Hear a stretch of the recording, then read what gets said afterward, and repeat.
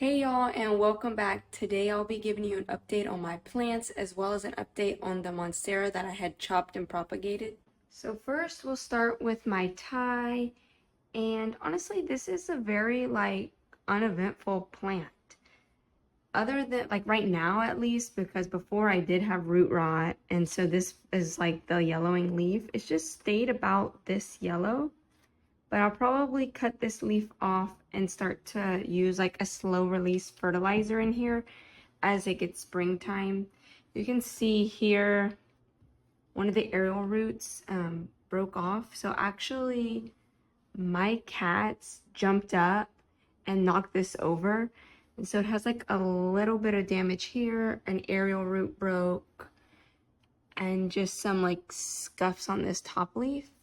But these brown spots are actually because I used the wrong fertilizer and it burned it.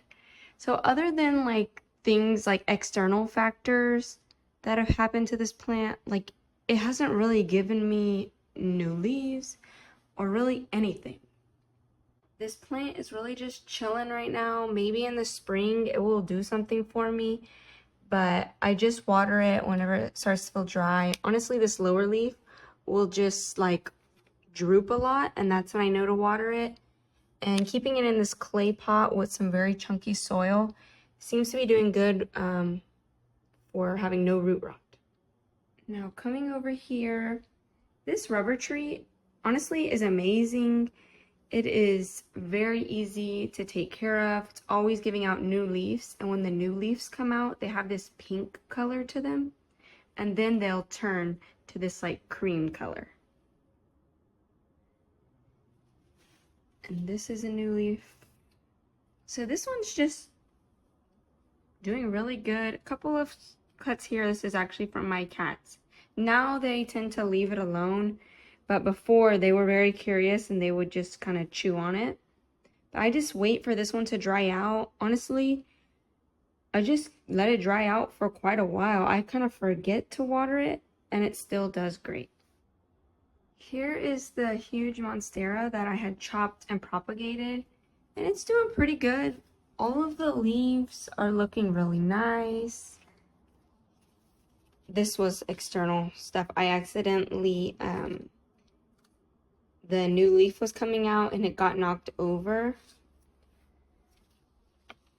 And I had hit it in a fan, and I think this was from my cats.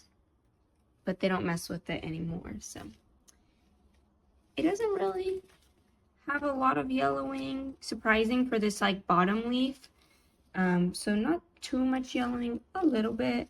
I do feel like this bottom leaf will probably die off. You can see a little bit more coming, but I think that this bottom one will eventually die off so that it can have more energy for the roots and for making a new leaf. But I did notice something kind of weird. So this is where the new leaf would come out, and this has just been turning yellow and like brown. So I'm thinking maybe it's just focusing all its energy on growing roots, and that this is not going to give me a new leaf since this was a top cutting. And I mean, it was a huge top cutting. If you just look at the size of those leaves, they're pretty huge. So I'm thinking that since all the energy is going to the roots, this is just gonna die off, and then maybe the spring, maybe I fertilize it, feed it, all that, maybe then it'll produce like a new leaf underneath this. I'm not sure, but it is showing signs of growth related to roots because some aerial roots are starting to bud right here. The roots inside look pretty healthy. You can see one here coming up. So other than this turning kind of yellow and slight yellowing on the oldest leaf that's at the bottom, the plant seems to be doing pretty well. This was the largest size of cutting that I've done or plant that I've propagated, and I was pretty nervous because it is so large and it's a top cutting. I didn't know if it was going to be successful, so I did save the bottom half just in case, because I've had this for 5 years, and I mean, I didn't want anything to happen to it. So far, it's just like the other plants, chilling. we'll see when it gets to springtime and I will start to find a good slow release fertilizer to help. So I'll let you know when it gets springtime. This is the base of the Monstera. So you can actually see here it has quite a few new leaves that have been coming. And you can see this is where I chopped it.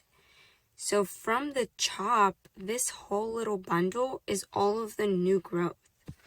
So it seems to be doing pretty good.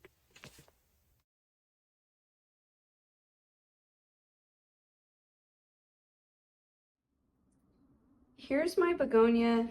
I did chop this plant and I propagated it and then I replanted it. I think I had an issue with thrips because there were these like little bugs in the soil, and not as many of these leaves, but some of the other ones, there was like some damage that was kind of weird and it had like little streaky marks. And so I'm not really sure. I'm thinking maybe thrips, but I've doused this soil in neem oil. So now I'm just spraying it with neem probably every week, every 2 weeks, just to hopefully get rid of whatever those pests were in there or bugs. And when I repotted the cuttings, I put them all to face one side. Since it grows towards the light, I wanted to have a pretty presentation where it look a little bit fuller. I adjusted the lighting a little bit so you can kind of see that, I mean, it is green, looks a little like light, but a lot of these leaves are brand new, so they are kind of that lighter color before they mature and they get their darker color. And then this is just as easy. That one's so low maintenance. It literally droops whenever it needs water, so I don't have to worry about it. When it starts to wilt, I water it, and then it's happy again.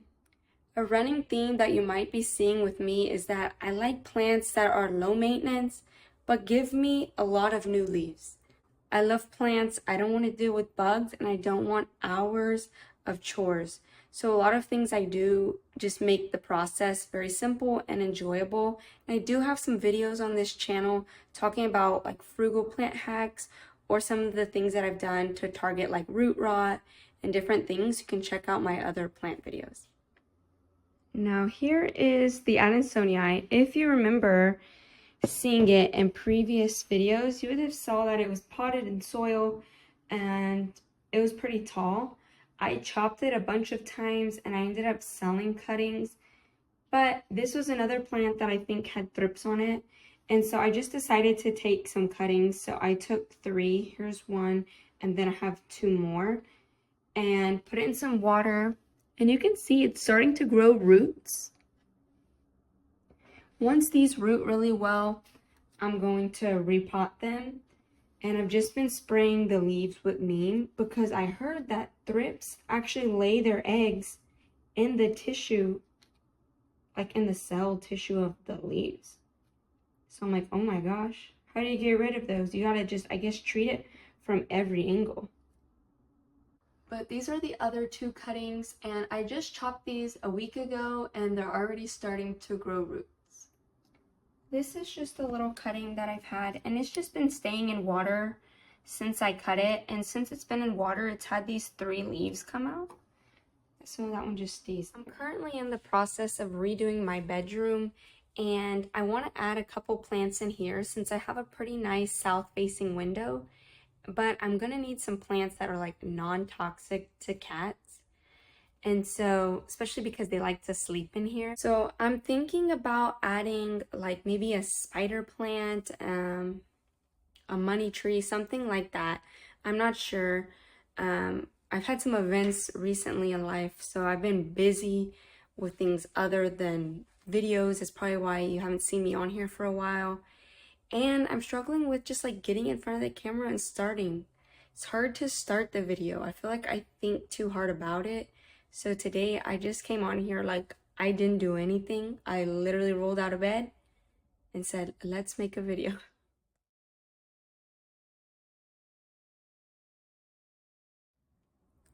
Thank you for watching. I hope you enjoyed this update, and don't be afraid if you're having some issues with some of your plants, just to chop them, just to propagate them and start again. Because sometimes our plants grow, maybe they turn shapes, they get pests, and they don't look as pretty as we would like. Don't be afraid to take some cuttings and then make new plants to have them face maybe a certain direction or have a desired look that you would like. And if you're gonna make a big chop, like chopping a huge plant, maybe saving the bottom half in case the top one doesn't work out. But don't be afraid to take some risks